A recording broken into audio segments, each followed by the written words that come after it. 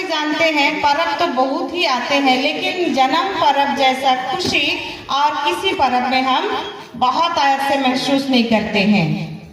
जब दिसंबर का माह आता है, एडवेंट चढ़ जाता है, तो हम लोग अपने वातावरण में, अपने आसपास में इतने अधिक खुशियों का अनुभव करते हैं और हम लोग बड़े ही जोर शोर से तैयारी में लग जाते हैं। ये क्रिसमस गैदरिंग, जिसको हम लोग एक्समस गैदरिंग भी कहते हैं, तो एक्समस और क्रिसमस में क्या अंतर है? एक्समस गैदरिंग भी कहते हैं, क्रिसमस भी कहते हैं। यीशु मसीह के नाम को यदि हम लोग देखेंगे तो ग्रीक में उसका नाम एक्स से शुरू होता है, यूनानी वर्ड एक्स, जिसमें कहा जाता है क्रिस्तोस। क्रिस्तोस ग्रीक का वर्ड एक्स से क्रिस्तोस, और इसीलिए उसके पहले वर्ड एक्स को हम लोग लेकर एक्समस कहते हैं। और क्रिसमस यानी क्रिस्ट, यीशु मसीह, क्राइस्ट के नाम से उनके जन्मदिन के अवसर पर हम सभी जब गैदर होते हैं, एक समूह में आते हैं, उसके जन्मदिन को मनाने के लिए ये हमारे लिए गैदरिंग होता है यीशु मसीह के जन्म के नाम से। और इसीलिए हम आज बड़े आनंद के साथ में झीरपानी मंडली होकर क्रिसमस गैदरिंग 2024 मनाते हैं और ईश्वर की उपस्थिति का अनुभव करते हैं। हमारे लिए बड़े ही सौभाग्य की बात है, आज हम सुबह से लेके अब तक इस दिन के उत्सव और प्रभु यीशु मसीह के जन्म महोत्सव के आशीष को पाने के लिए यहाँ बैठे हैं। मेरे प्रियो, मैं 3 बातों को आपके सामने रखना चाहूंगी जो वचन हम लोगों ने पढ़ा। उसमें सबसे पहली जो बात है, सबसे पहली बात वचन से कनेक्टेड और भी अलग अलग बातें, जिसमें यीशु मसीह के जन्म के बारे में हम लोग देखेंगे। यीशु मसीह का जन्म एक ऐसे स्थान में हुआ था जहाँ की लोग कभी अनुभव भी नहीं कर पाएंगे, सोच भी नहीं पाएंगे कि नासरत जैसे नगर में या खुदा जैसे देश में किसी भी ऐसी वस्तु का निकलना होगा जो पूरे जगत में छा जाएगा। जिसे हम लोग गीत में अभी गाए, हे यहूदा हे इफ्राता, तू जो छोटा है, छोटा देश रहा है, और उस छोटे देश में नासरत भी, जहाँ यीशु मसीह पाला पोसा गया, वो भी ऐसे छोटा जगह था जहाँ कोई भी अच्छी वस्तु निकलेगी बोल के कोई सोचा नहीं था। लेकिन ऐसे छोटे जगह में यीशु मसीह ने जन्म लिया, यीशु मसीह का आना हुआ, और इसीलिए कोई भी छोटा स्थान परमेश्वर की योजना से, परमेश्वर की महिमा से वंचित नहीं रहेगा। दूसरी बात इसी में हम लोग देखते हैं, यीशु मसीह का जन्म जगह जहां वो पैदा हुआ, कौन सा जगह था? बैतुलम गांव था, और स्थान जहां वो सोया हुआ था, कौन सा स्थान था? वो हर घर। पुराने समय से लोग आने वाले उद्धारकर्ता के बारे में आशा में थे कि वो आएगा, राजाओं का राजा, प्रभुओं का प्रभु, जगत को चलाने वाला आएगा। तो क्या ऐसा व्यक्ति वो हर घर में जन्म लेगा जहाँ पशु पाए जाते हैं, पशु रहते हैं? कोई ऐसा सोचा था होगा? नहीं सोचा था होगा, क्योंकि राजाओं का राजा राजमहल में पैदा होगा, बड़े स्थानों में पैदा होगा, ऐसे लोगों ने सोचा होगा। लेकिन हमारे जगत के उद्धारकर्ता प्रभु यीशु मसीह एक ऐसे स्थान में पैदा हुए जहां घुसना भी शायद हम लोग पसंद नहीं करेंगे, क्योंकि हर घर में पशु पाए जाते हैं, उनका मल मूत्र का कितना दुर्गंध आता है और लोग वहां उसके आसपास बैठना नहीं चाहते हैं। परंतु ऐसी जगह में हमारे प्रभु यीशु मसीह आए, जो कि दीनता और नम्रता का प्रतीक है। ऐसा छोटा जगह, ऐसा तुच्छ जगह को प्रभु यीशु मसीह ने धन्य कर दिया। और तीसरी बात इसी में हम पाते हैं कि चरवाहों का जो छोटा सा झुंड था, उनको यीशु मसीह के आने के बारे में सबसे पहला समाचार मिला। किसके द्वारा मिला? दूतों के द्वारा से मिला। छोटे झुंड चरवाहों का, और ये चरवाहे समाज में उस समय सबसे निचली दृष्टि के माने जाते थे। समाज में जो पशु चराते थे, मवेशियों को चराते थे, उनको सबसे निचला स्तर में रखा जाता था। उनको सबसे तुच्छ कार्य करने वाले लोगों के रूप में समझा जाता था। लेकिन ऐसे तुच्छ लोग, ऐसे छोटे झुंड के निचले स्तर के लोगों के पास में प्रभु का संदेश सबसे पहले स्वर्गदूतों के द्वारा से आया। डरो मत, तुम्हें मैं बड़े आनंद का सुसमाचार सुनाता हूं जो पूरे जगत के लोगों के लिए होगा। और ऐसे बड़े आनंद का सुसमाचार ऐसे छोटे झुंड निचले स्तर के लोगों के जीवन में पहुंचा और वो बड़े आनंद का समाचार था। और वो क्या समाचार था? तुम्हारे लिए दाऊद के नगर में एक उद्धारकर्ता का जन्म हुआ है। मेरे प्रियो, ये जो छोटी छोटी चीजों से प्रभु ने बड़ी महिमा के कामों को किया। छोटा यहूदा देश, छोटा गुहार घर, छोटे चरवाहों का झुंड, उनसे प्रभु ने बड़े महिमा के कामों को किया। और वो महिमा का कार्य प्रभु यीशु मसीह को इस जगत में भेजना हुआ। और इसीलिए हम में से प्रत्येक अपने को जब हम छोटे समझते हैं, निचला समझते हैं, तो हम कभी ये ना महसूस करें कि मैं प्रभु के लिए किस काम में आ सकता हूँ, किस काम में आ सकती हूँ। प्रभु हम लोगों को, हमको, आपको, हम सभी को अपने महिमा के कामों के लिए कभी ना कभी इस्तेमाल करेंगे। जो हम छोटे हैं, निचले दर्जे के हैं, या किसी भी दृष्टि से अपने को कम समझते हैं, आप प्रभु की दृष्टि में कम नहीं है। जैसे प्रभु छोटे चीजों में बड़े महिमा के कामों को किया, इस वर्ष इस क्रिसमस गैदरिंग में यीशु मसीह के जन्म पर्व के अवसर पर हम में से प्रत्येक को वो विशेष अपने महिमा के कामों के लिए उपयोग करेगा। दूसरी बात हम इसमें देख पाते हैं मेरे प्रियो, यीशु मसीह के आने के लिए परमेश्वर की ओर से उद्धार की योजना सडनली ऐसे ही शुरू नहीं हो गया, ऐसे ही तुरंत शुरू नहीं हुआ है। बल्कि हम मत्ती रचित सुसमाचार में देख पाते हैं, जिसमें हम लोग देखते हैं एक अध्याय का 17वें पद में, और जिसमें कहता है कि अब्राहम से दाऊद तक 14 पीढ़ी हो गई थी। दाऊद तक, क्योंकि यीशु मसीह का आना कौन से घराने से हुआ? दाऊद के वंश से, दाऊद के घराने से हुआ। 14 पीढ़ी, यानी कितने वर्षों से परमेश्वर मनुष्य जाति के उद्धार के लिए योजना बना रहा था। 14 पीढ़ी। अभी हम लोग 2 पीढ़ी 3 पीढ़ी को एक साथ देख रहे हैं, लेकिन यीशु मसीह के इस जगत में आने के लिए परमेश्वर जो पीढ़ी बनाया, वो 14 पीढ़ी के बाद में प्रभु यीशु मसीह इस जगत में आया। यानी कि लंबे समय से जगत के उद्धार के लिए वो योजनाओं को बना रहा था। और हम लोग जानते हैं, मनुष्य जाति जब परमेश्वर की पवित्र संगति से पाप के कारण अलग हो गया, अदन की वाटिका में उसने, आदम और हवा ने जब परमेश्वर के वाचा को तोड़ दिया, उसकी उपस्थिति से वे अलग हो गए। और अलग होते होते पाप में अपने जीवन को वे डुबा दिए। परंतु परमेश्वर तो प्रेमी है, और इसीलिए उसने जगत के उद्धार के लिए योजना बनाई, और वो कई वर्षों से चला, और तब जाके प्रभु यीशु मसीह का इस जगत में आना हुआ। और इसीलिए मेरे प्रियो, हम में से प्रत्येक के लिए प्रभु योजनाओं को बनाता है।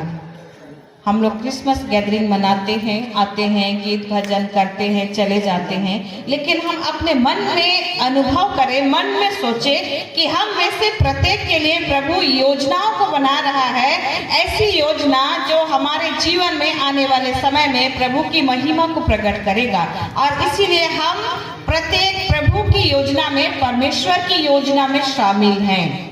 हम उसकी योजना में शामिल हैं, चाहे हम महिला हैं, चाहे हम पुरुष हैं, चाहे हम बच्चे हैं, चाहे हम जवान हैं, चाहे कमजोर हैं, चाहे ताकतवर हैं, हम पढ़े लिखे हैं, हम ना पढ़े हों, हम जैसे भी हैं, प्रभु सबको अपनी योजना में शामिल करेगा।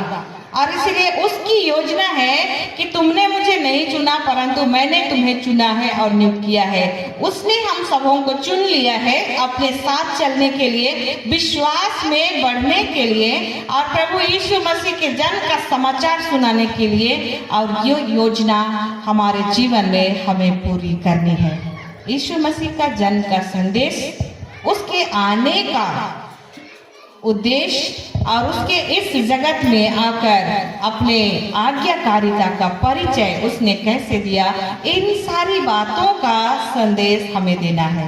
हम सब कोई जानते हैं यीशु मसीह का इस जगत में आना हुआ पापियों के उद्धार के लिए, और उसने कहा कि मैं धर्मियों को नहीं पापियों को बचाने के लिए आया हूँ। जो पाप में डूबे हैं उनको बचाने के लिए, साथ ही जो रोग में, दुख में, चिंता में, परेशानी में ग्रस्त हैं उनके छुटकारा के लिए, और साथ ही वह इस जगत में उद्धार के कार्यों को पूरा करने के लिए आया।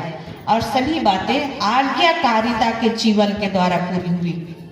प्रभु यीशु मसीह दीनहीन नम्र होकर अपने पिता की बातों को माना, कठिन परिस्थिति में भी अपने पिता की बातों को मानते हुए आगे बढ़ा, तब उसने परमेश्वर की योजना को पूरा किया। आज हम भी जब जन्म पर आता है या जब हम प्रभु की उपस्थिति में अपने को पाते हैं, हम कभी आज्ञाकारिता के जीवन को ना छोड़ें। आज्ञा मानते हुए, विश्वास में आगे बढ़ते हुए, यीशु मसीह के संदेश को लोगों को देते हुए उसकी योजनाओं को पूरी करें। और इस योजना में और भी लोग शामिल हैं जिसको हम लोग जानते हैं। सबसे पहला हम लोग देखते हैं यूसुफ के बारे में। यूसुफ को आप लोग जानते हैं, है कि नहीं? यूसुफ कौन थे? कौन थे? मरियम के मंगेतर ने यीशु मसीह के शारीरिक पिता यूसुफ। और हम लोग सभी कोई जानते हैं यूसुफ को जब जिब्राइल स्वर्गदूत के द्वारा से यह सूचना मिली कि मरियम एक पुत्र को जन्मने वाली है और तू उसे अपने घर में लेके आ, ये हमारे लिए एक पुरुष के लिए बहुत ही कठिन परिस्थिति है, जिसके साथ उसकी मंगनी हो गई है और वो विवाह के पूर्व ही यदि गर्भ धारण करती है तो समाज में, अपने परिवार में, लोगों के सम्मुख में उसका कितना थू-थू होगा। और यूसुफ के जीवन में हम लोग विशेष बात को देखते हैं, उसने कुछ भी नहीं सोचा समाज क्या कहेगा, उसने ये नहीं सोचा मेरे घर के लोग क्या कहेंगे, मेरे दोस्त क्या कहेंगे, मेरे अपने जानने वाले क्या कहेंगे, कुछ नहीं सोचा। लेकिन एक ही बात को अपने मन में रखा, और वो क्या था? परमेश्वर का आदेश। परमेश्वर की ओर से आदेश मिला स्वर्गदूत को, जाकर यूसुफ को कहो मरियम को घर में लेके आए। और उसी आदेश को यूसुफ अपने मन में रखा। समाज, अपने लोगों के निंदा, कलंक किसी की परवाह किए बिना परमेश्वर की इच्छा, परमेश्वर का आदेश को उसने सुना और मरियम को अपने घर में लेके आया। ये हमारे लिए बड़े ही एक ऐसी प्रेरणादायक बातें हैं कि यूसुफ के जीवन के द्वारा से हम लोग देखते हैं कठिन परिस्थिति में, समाज के सम्मुख ऐसे कठिन परिस्थिति उसके लिए थी, फिर भी उसने किसी भी बात की परवाह किए बिना परमेश्वर का माना, परमेश्वर की आज्ञा, परमेश्वर के आदेश को अपने जीवन में सबसे पहले रखा और मरियम को अपने घर में लेके आया। आज हम में से प्रत्येक ही अपने जीवन में जो ईश्वर आदेश देता है, जो ईश्वर की इच्छा है, जो ईश्वर हमारे जीवन से चाहता है कि हम उसके लिए करें, हमें तैयार रहना है। जैसे यूसुफ ने सबसे पहले परमेश्वर की सुना, आज हमें भी सुनना है। वचन के माध्यम से, आज्ञाओं के माध्यम से, अपने से बड़े जो हमारे लिए अच्छी बातें बोलते हैं उनके माध्यम से हमें सबसे पहले आदेश को सुनना है। और सुनना कैसे होगा? ऐसे सभा में जब हम लोग आएंगे, गिरजाघरों में जब हम लोग आराधना के लिए आएंगे, आत्मिक सभाओं में जाएंगे, पारिवारिक प्रार्थनाओं में बैठेंगे, तब हम उस आदेश को पा सकते हैं। इसलिए मेरे प्रियो, जैसे पहले गैदरिंग यीशु मसीह के जन्म के समय में चरवाहों के साथ दूतों की मंडली थी, और यीशु मसीह का आने का समाचार उनको मिला। और जैसे यूसुफ ने अपने जीवन के द्वारा से यीशु के आने के लिए परमेश्वर के आदेश को पूरा किया, आज हम भी परमेश्वर के आदेश को मान लें। चौथी बात हम लोग देखते हैं मरियम के विषय में। मरियम हमारे लिए बहुत ही भली और प्रेरणादायक कुंवारी महिला रही है। उसके बिना जगत के उद्धार की कामना भी नहीं की जा सकती है। और मरियम के जीवन को देखते हैं। मरियम के जीवन में सबसे पहले तो वह बहुत भली स्त्री थी, विश्वासी स्त्री थी, परमेश्वर का भय मानती थी। लेकिन जब उसको मालूम चला कि वो एक पुत्र को जन्मने वाली है, तो उसके लिए भी बड़ी ही एकदम आश्चर्यजनक और सख्त समय था कि अब वो क्या करे, कहाँ जाए, किसके पास जाए, कैसे वो अपने आगे के जीवन को व्यतीत करेगी। उसके आंखों के सामने कुछ भी सूझ नहीं रहा था। लेकिन उसने प्रभु के कहे अनुसार, जैसे दूत ने उसे कहा कि तू पवित्र आत्मा के द्वारा से गर्भवती होकर एक पुत्र जनेगी। और जब उन बातों को वह सुन ली, तब उसने एक ही उत्तर दिया, हे प्रभु, मेरे जीवन में आप ही के इच्छा के अनुसार कार्य हो। उसने पूरा मान लिया। उसने भी कुछ नहीं सोचा कि लोग और समाज क्या कहेंगे, उसकी मंगनी हुई है, उसका मंगेतर क्या बोलेगा, कुछ नहीं सोचा। लेकिन जैसे परमेश्वर ने बोला कि पूरे जगत के छुटकारा के लिए उसने एक बच्चे को अपने गर्भ में रखना होगा, और वो परमेश्वर के आदेशों को अपने जीवन में मानते हुए अपने को परमेश्वर के चरणों में सौंप दी। आज हम भी प्रभु यीशु मसीह पर विश्वास करने वाले लोग, जो जगत के उद्धार के लिए इस जगत में आया, आज हम उस पर विश्वास करते हुए अपने जीवन को उसके चरणों में सौंप देवें। वो हमारे जीवन के लिए, परमेश्वर हमारे जीवन के लिए बहुत ही चिंतित था, और इसीलिए हमको बचाने के लिए उसने अपने एकलौते पुत्र को इस जगत में भेज दिया। हम लोग देखते हैं मेरे प्रियो, इस जगत में कई प्रकार का डर है। आज पाप का डर तो है, रोग और दुख का डर भी है, और कई प्रकार के लोगों का डर भी है, संसार का, शत्रु का, मृत्यु का। लेकिन आज परमेश्वर हम लोगों को ये आश्वासन देता है, मत डरो, मैं तुम्हारे लिए आनंद का सुसमाचार भेजता हूँ। और वो आनंद का सुसमाचार क्या है? परमेश्वर की उपस्थिति स्वयं हमारे बीच में है। यूहन्ना रचित सुसमाचार 1 अध्याय 1 पद, आदि में वचन था, वचन परमेश्वर के साथ था, और वचन परमेश्वर था। आदि में जो वचन था, वो वचन परमेश्वर के साथ था, वो वचन परमेश्वर था। और वही वचन यूहन्ना 1:14 में क्या कहता है? वही वचन देहधारी होकर अनुग्रह और सच्चाई से मनुष्यों के बीच में डेरा किया। जो वचन परमेश्वर था, वही वचन देह धारण किया यीशु मसीह के रूप में, और अनुग्रह से, सच्चाई के साथ में हमारे बीच में आके डेरा किया। और यही कारण है कि हमें डरने की आवश्यकता नहीं, क्योंकि परमेश्वर स्वयं हमारे बीच में यीशु मसीह के रूप में आ चुके हैं। और जहाँ परमेश्वर की उपस्थिति है, वहाँ भय नहीं, बल्कि परमेश्वर का आत्मा काम करता है, वहाँ स्वतंत्रता काम करता है। सारे पाप के बंधनों से हम छुड़ाए जाते हैं, और प्रभु यीशु मसीह की उपस्थिति में हम उद्धार, शांति और मुक्ति का जीवन पाते हैं। और इसीलिए मेरे प्रियो, यह वचन जो हमारे लिए है, इमानुएल अर्थात परमेश्वर हमारे साथ है, यीशु मसीह के रूप में हमारे लिए आनंद का विषय है। यीशु मसीह इस जगत में नन्हे बालक के रूप में देह धारण करके आए जगत के उद्धार के लिए, और दूसरी बार वो फिर आने वाले हैं हम सबको ले जाने के लिए अपने राज्य में, जिसे दूसरा आगमन कहा जाएगा। परंतु उसके निमित्त हम लोगों को क्या करने की आवश्यकता है? तैयारी करने की आवश्यकता है। तन से, मन से, कार्य से, वचन से, जीवन से हमें तैयारी करने की आवश्यकता है, क्योंकि यीशु मसीह जब आएंगे, हम में से प्रत्येक को अपने कामों का बदला देंगे। जो भले काम करेंगे, जैसे यीशु मसीह ने किया, प्रेम किया, क्षमा किया, और रोगियों को चंगा किया, बैरियों को भी वो गले लगाया, और एक संगति में सबों को रहना सिखाया। ऐसे कार्यों को यदि हम अपने मन और जीवन में रखते हैं तो हमारी तैयारी यीशु के आने के निमित्त होगी।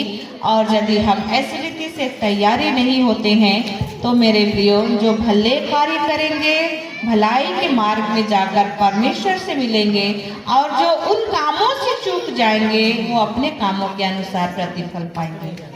और इसीलिए जैसे जन्म पर्व की हम तैयारी कर रहे हैं, अपने घरों को सजा रहे हैं, चर्च बिल्डिंग को सजा रहे हैं, अपने लिए कपड़े लत्ते तैयार कर रहे हैं, पकवानों का लिस्ट बना रहे हैं, नहीं गैदरिंग मना रहे हैं बड़े आनंद से, वैसे यीशु मसीह के आने के लिए हमें तैयारी करने की आवश्यकता है।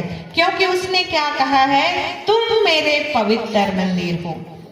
हम सब माँ बाप, भाई बहन, बेटे बेटियां, हम सब उसके लिए पवित्र मंदिर हैं। वो हमारे जीवन में, हमारे हृदय में, हमारे घरों में आना चाहता है। और यदि हमारा हृदय, हमारा जीवन, हमारा घर अशुद्ध रहेगा, क्या वो आएगा? नहीं आएगा। क्या वो रहना चाहेगा? नहीं रहना चाहेगा। तो इसीलिए क्रिसमस की तैयारी में मन की तैयारी करें, क्योंकि प्रभु हृदय को जांचता है। आपका हृदय अच्छा है, भला है, सुंदर है, वो आपके साथ आएंगे और आपके साथ रहेंगे। और इसीलिए प्रकाशित वाक्य 3:20 में कहता है, देखो मैं द्वार पर खड़ा खटखटाता हूँ, यदि कोई मेरा शब्द सुनकर द्वार खोलेगा तो मैं भीतर आऊंगा और उसके साथ बातचीत करूंगा, उसके साथ रहूंगा। क्या आप चाहते हैं कि प्रभु आपके घर में आए, आपके साथ बातचीत करें? चाहते हैं?